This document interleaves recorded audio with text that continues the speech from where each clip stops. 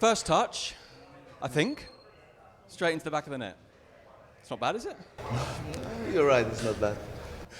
Did you go on with, obviously I'm assuming that Ancelotti doesn't say, please go on and score the goal for me. What instructions did you go on with? At what stage did you think the game was at when it came for you to make an entry?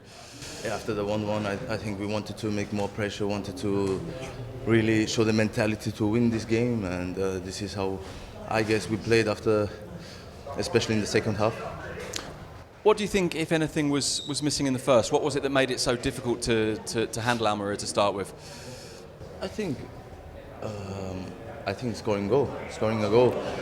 Almeria did a really great job, but still we had opportunities to score even after the 0-1. We tried to put pressure, tried to create chances, and tried to score. This didn't happen in the first halftime, but well, when we came into the dressing room, we wanted to stay calm, wanted to play our game in the second part, and this is what we showed, I guess. Did you also demonstrate today the strength in depth that Real Madrid have, that you're able to make changes and change the game, and that there's changes all the way through the squad now, possibly more than last season? Yeah, I think we have, or I know that we have a really strong squad, a good team, and we showed, especially in the last season, what kind of character we have in our team and what kind of team spirit. And yeah, we want to keep going like this. And yeah, of course, I think we have a good squad. And having won the Champions League and La Liga last year, no loss of hunger for you this season? There'll be no problem in terms of motivation? Oh, no, this was last season. We don't look back. We want to look into the future, and Real Madrid stands for success, and we want to be successful also this year. Thank you very much. Thank you. Sid Lowe joins us now. He's been complaining how hot it is. We've heard it all, haven't we, throughout the day? I don't think he's mentioned it, has he? Well, what's it, past midnight now, Sid? Must be a bit cooler for you.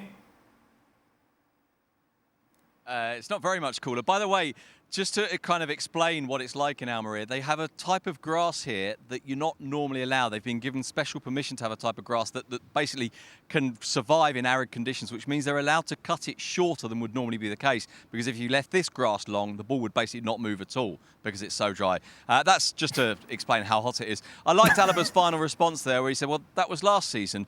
But he did slightly let me down, David Alaba, or more to the point, I let the viewers down, because when he was about to go on, although he didn't admit it in that interview, actually what Ancelotti said to him, and this is just classic Ancelotti, really was, go on and score a free kick, please. Oh, perfect. Didn't he say please? Well, I don't know if he said please. I would like to think he said please. He's a very polite man. I know, he's a very... I tell you what, but honestly, I tell you what though, it's one of the reasons that it just shows like this keep me going, that, you know, I didn't know up until 30 seconds ago that the ball doesn't move very well in long grass. There you go, you see. Well, especially that grass. Long grass, the ball doesn't move. No, but this is... But this kind of grass is much more compact and much drier, which is why they have to cut it shorter, because it's so arid. Don't do it. Don't listen to him, Sid. Are we having a conversation about the density of grass at Almeria? Right. Sid, obviously, when we looked at that starting 11, we thought, right, this is... I figured that what I needed to do...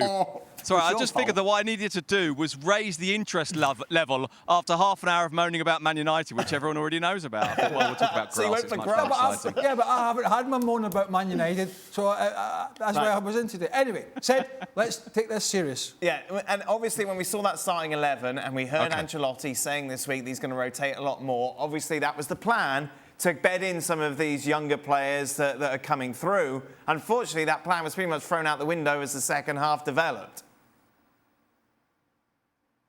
Yeah, and look, at half-time, as we were talking at half-time, we could see Luka Modric warming up, even 5 or 6 minutes before half-time, sitting at the side of the pitch with all the crew here. We're saying, look, this is a game where Modric has basically got to come on straight away, hasn't it? A game where you get someone in to control the ball, to get it moving quicker, to get that circulation better, and because they needed him. And it went back to that midfield of keeping the ball away from the opposition. Because in the first half, at least, Real Madrid didn't always do that particularly well. Tchouaméni had a couple of big dangerous moments. Once when he lost the ball and Sadiq ran through and put it over. There was another one where he was quite fortunate to get away with being fouled, or supposedly being fouled, on the other edge of the area. Madrid weren't fluid, and so as you say, yeah, to an extent at least, they had to go back to what they know, and of course that meant Luka Modric, who is still unbelievably brilliant, even though he's getting on a bit now. I think we can let you go now, Sid. You can go and get some air conditioning. Go and talk about lawnmowers and. Well, go and have a chat to the. Do you want to know about the grass? Shall I tell you? Oh, every game now, Sid. We know what grass they use on the pitch. Meanwhile. I want a report from every stadium about the type of grass. Thank you very much for watching ESPN FC on YouTube. For more highlights, analysis and exclusive content, be sure to subscribe.